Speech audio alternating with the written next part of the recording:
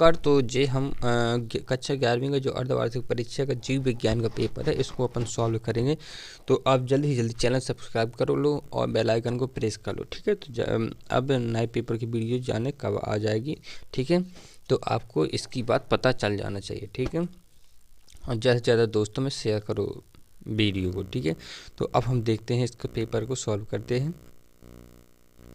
तो अब हम करते हैं सही विकल्प को चुनते हैं। सही विकल्प क्या है? वर्गीकरण की सबसे छोटी इकाई क्या है? वर्गीकरण की सबसे छोटी इकाई क्या है?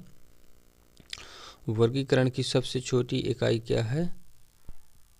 जाति, ठीक है। वर्गीकरण की सबसे छोटी इकाई क्या है? जाति। गेहूं के वंश का वैज्ञानिक नाम क्या है? टिट्रिकम, ठीक है। गेहूं के वंश का वैज्ञानिक नाम टिट्रिकम है। निम्नलिखित में से जीवाणु जनित रोग कौन सा है? जीवाणु जनित रोग कौन सा भैया? जीवाणु जनित रोग कौन है? सारे। हैजा भी है, टाइफाइड भी है, मलेरिया भी है, ठीक है। वर्गीकरण के जनक को हम कैसे किनको बोला जाता है? वर्गीकरण के जो जनक हैं वो किनको बोला जाता है? वो है अपने लिनियस, ठीक है। और निम्नलिखित में पत्ती के भाग हैं। पत्ती के भाग भैया पूछना है कौन कौन से हैं पत्ती के भाग? पर्णाधार भी है, पर्णवृत्त भी है, मध्य शिरा भी है। तो ये सारे सभी हो जाएगा। रॉबर्ट ब्राउन ने किसकी खोज की है भैया? रॉबर्ट ब्राउन ने किसकी खोज की? केंद्र की खोज की है जी, तो भी से सभी को पता होगा। रॉबर्ट ब्राउन ने केंद्र की खोज की है। तो ये पासवर्ड में आ गई बच्चों। फिर बात करते हैं, एक है रिक्त स्थानों की फिर पूर्ति करना है। रिक्त स्थानों की पूर्ति करेंगे। पहला क्वेश्चन क्या है? एक संरचना जो भ्रूण और गर्भाशय के बीच संवहनीय संबंध बनाती है तो डॉट डॉट क्या कहलाती है? तो ये चीज़ अपन को याद रखना है।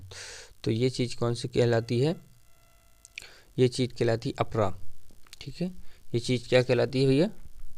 ये चीज़ कहलाती है अपरा। ये चीज़ कहलाती है अपरा। बिना निषेचन के फल बनने की प्रक्रिया क्या कहलाता है? अनिषेक फलन। क्या कहलाता है? अनिषेक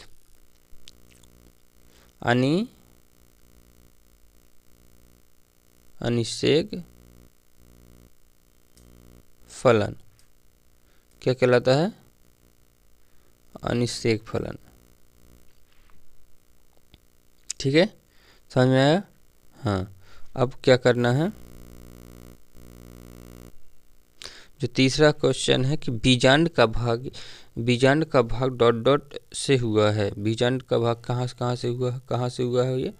बीजांड काय से हुआ है। मेंडल ने वंशागति के कुल डॉट कितने नियम प्रस्तावित किए हैं? 3 नियम प्रस्तावित। मेंडल ने कितने नियम प्रस्तावित किए? 3 नियम प्रस्तावित किए हैं। मानव युग्मन को गुणसूत्रों की संख्या कितनी होती है? 23 गुणसूत्रों की संख्या होती है। माता द्वारा स्रावित प्रथम दुग्ध कहलाता है, क्या कहलाता है? कोलोस्ट्रम कहलाता है, ठीक है। इतनी बात याद रखना है। अब नेक्स्ट की बात करेंगे अपन। अब करेंगे सत्य असत्य की बात करें। सत्य में बात करें तो जीवन की उत्पत्ति जल से हुई है। तो जीवन की उत्पत्ति क्या हुई है? जल से हुई है। तो ये क्या हो जाएगा? सत्य। असत्य हो जाएगा, ठीक है। जीवन की उत्पत्ति जल से नहीं हुई है भैया, ठीक है। तो इतनी बात याद रखना। फिर क्या है? केला का झूठा फल होता है। केला का झूठा फल क्या होता है?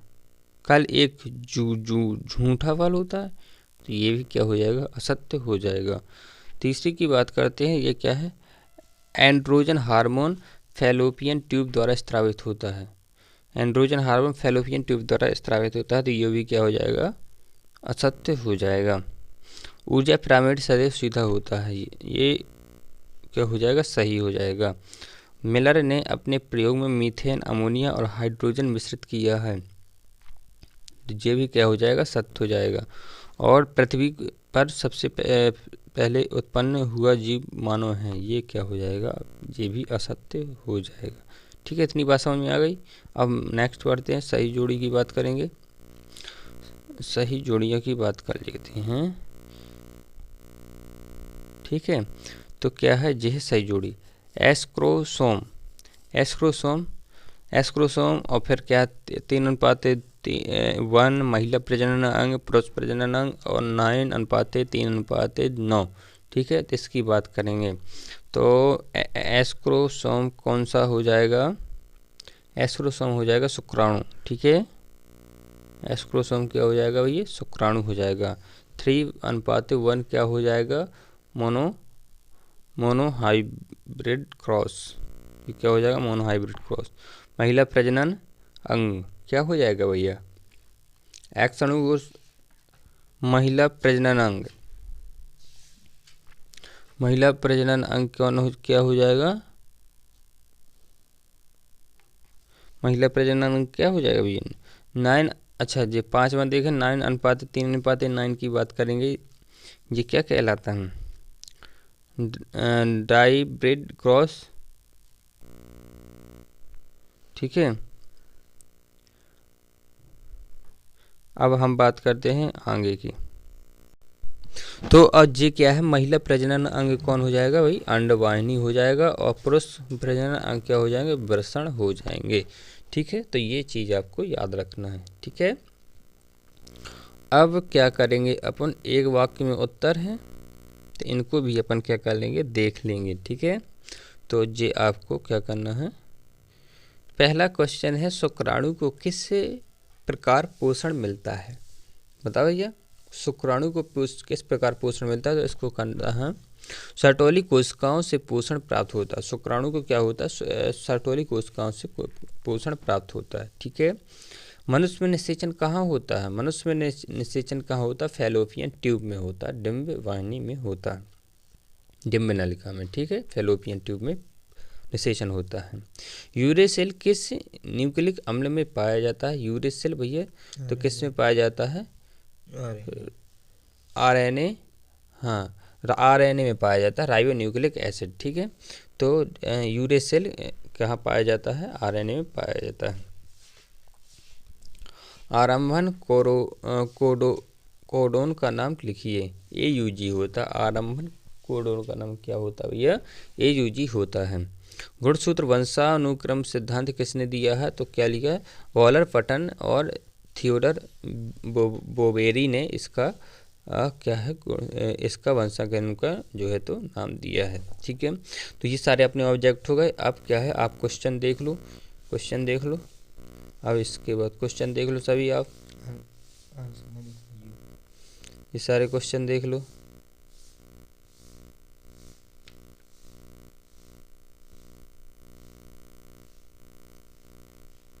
ये सभी क्वेश्चन है, ठीक है, ये सभी क्वेश्चन है, ठीक है। तो ये आपका क्या हो गया, पेपर हो गया। तो ऐसे ही पेपर प्राप्त करने के लिए जो है तो हम चैनल को जल्दी जल्दी सब्सक्राइब करो और बेल आइकन को प्रेस करो, ठीक है। और दोस्तों के साथ ज़्यादा से ज़्यादा शेयर करो। अपना जो है तो टारगेट कितना है, टारगेट है 500 सब्सक्राइबर करवा दो, ये आपका क्या है काम है, ठीक है। अभी हाल आपका टारगेट कितना है, 500 सब्सक्राइबर कराने का। तो मिलते हैं नेक्स्ट वीडियो में, तब तक के लिए नमस्कार।